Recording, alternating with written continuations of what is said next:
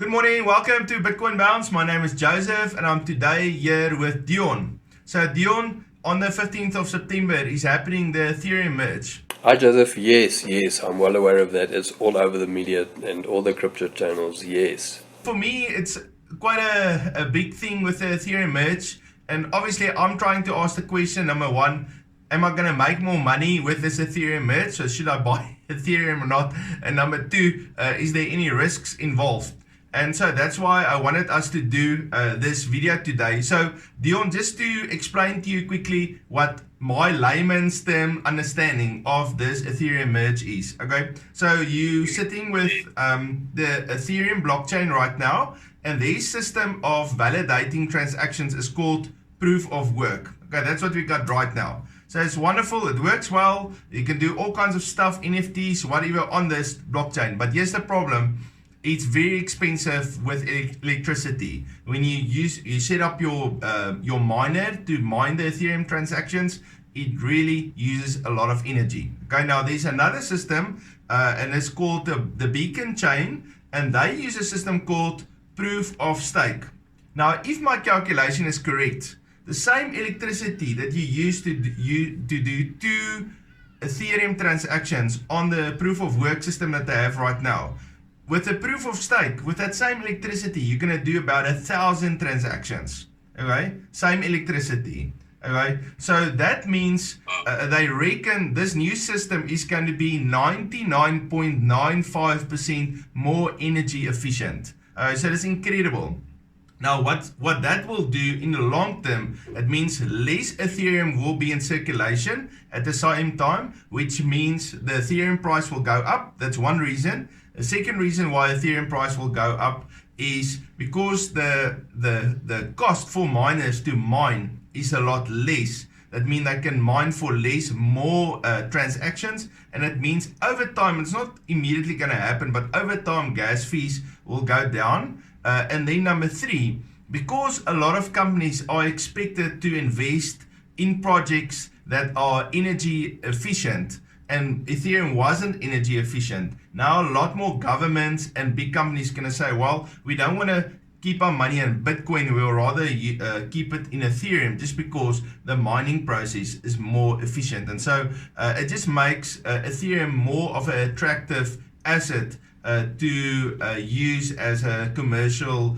commodity in the metaverse, the gaming world, and all of that. Ethereum was kind of looked past, and people went to Solana or some of the other blockchains just because of this high fees, and they solved that problem through this whole merge.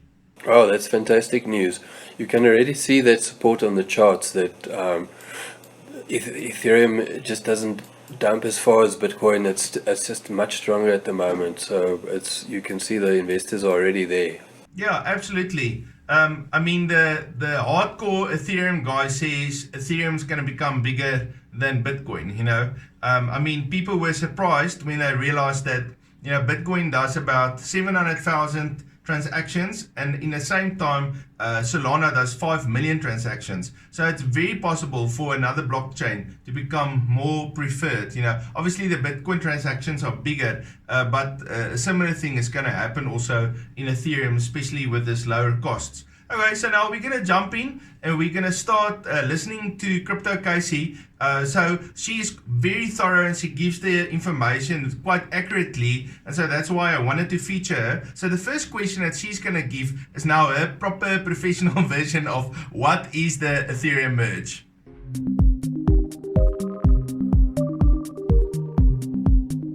The merge describes a technological event that involves a merge of the current proof of work Ethereum mainnet we use today with the proof of stake Beacon chain. Proof of work is an energy-intensive mining process used to verify transactions and secure the network, while proof of stake is an energy-efficient validation process used to verify transactions and secure the network. So basically, the merge is simply a change of the consensus mechanism used to verify transactions and secure the network.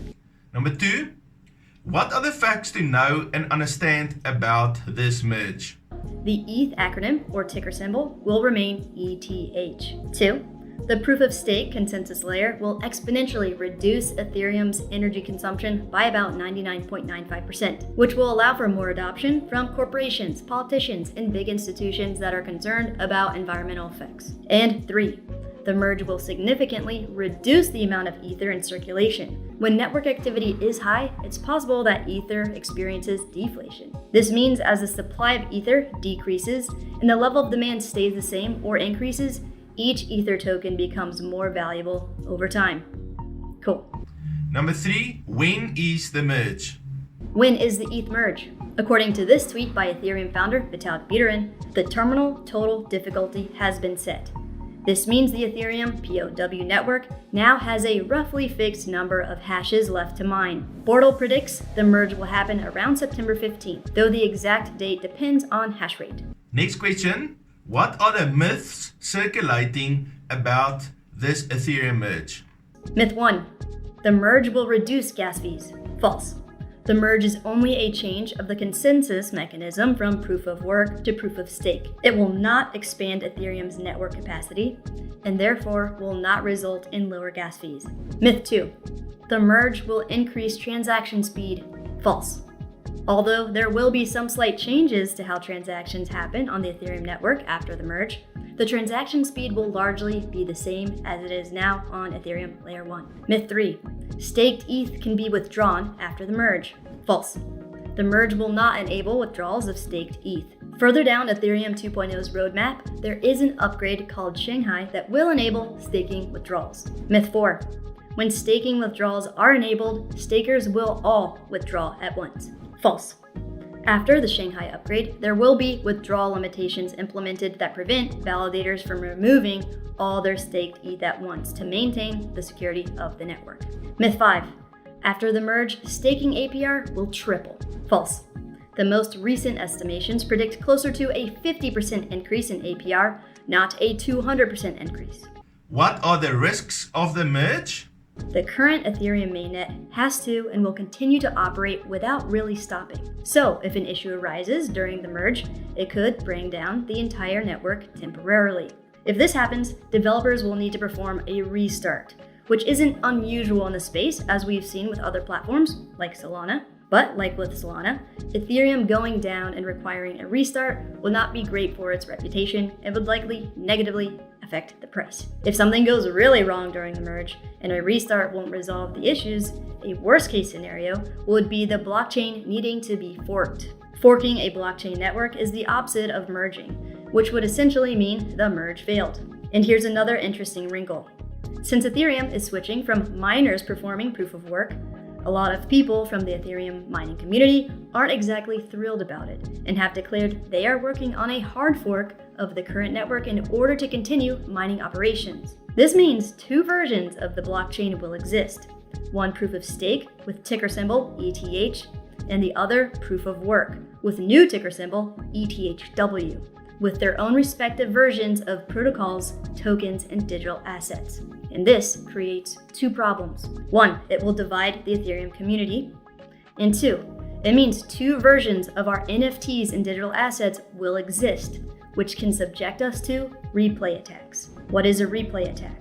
A replay attack, in the case of the main version of Ethereum and its miners' hard fork version of Ethereum, if a transaction happens on one chain, there's a way hackers and scammers can exploit the transaction on the other chain. For example, let's say you have a CryptoPunk. Once two versions of Ethereum exist, you will have a punk on the proof of stake Ethereum blockchain and a punk on the hard forked ETHW proof of work Ethereum blockchain. Now, if you decide to list your punk on the proof of work blockchain for sale, while intending to keep the punk on the new proof of stake blockchain, someone could do a replay attack, which involves replaying the sale on the proof of stake version of Ethereum, essentially leaving you punkless. Right now, Black Hat developers are building bots in order to try to take advantage of this threat posed by the hard fork and merge. And finally, what should we do before and after the merge to protect ourselves? Before the merge, if you are invested in Ether and any other ERC20 tokens built on the Ethereum network, you do not need to do anything.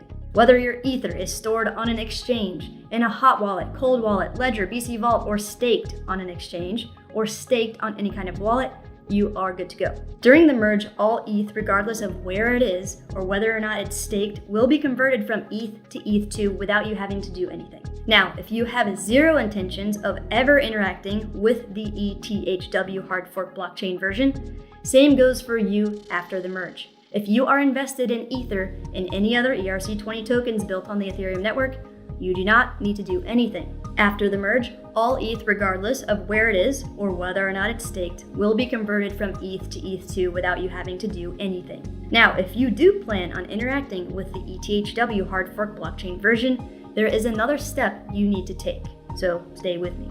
If you own NFTs, listen up. Before the merge, delist any and all NFTs you may have for sale. That's it, simple enough. Now, after the merge, if you do not plan on interacting with the ETHW blockchain, you should be good to go. But if you plan on interacting with the ETHW blockchain, you need to break the link between the assets in your wallets and each blockchain with 2 simple steps. 1. After the merge, create a new Ethereum wallet address on the ETHW blockchain and transfer all of the versions of your assets on that particular version of the blockchain to it. And 2. After the merge, create a new Ethereum wallet address on the ETH proof of stake blockchain and transfer all of those versions of your assets on that particular version of the blockchain to it. Then continue using each NFT or digital asset on that respective chain only. Sure, you will need to pay some transaction fees, but it will break the line between your wallets and protect you from the possibility of a replay attack. At the end of the day, the best thing to do is refrain from interacting with the upcoming ETHW hard fork blockchain to prevent potential replay attacks from happening. Oh, that's fantastic news. I hope the session was informative and you learned something more, and I hope you are as excited as I am to buy some Ethereum. Please also check out our other video that we posted today where we looked at Steve from Crypto Crew, and he did an excellent analysis to give us an explanation why today is a really good time to buy Ethereum. He lays it out on a 3-day chart very, very clearly, and so that's why, based on that, I am adding to my Ethereum stake. See you next time. Great, guys. Thank you. Have a great day. Just over. See you later.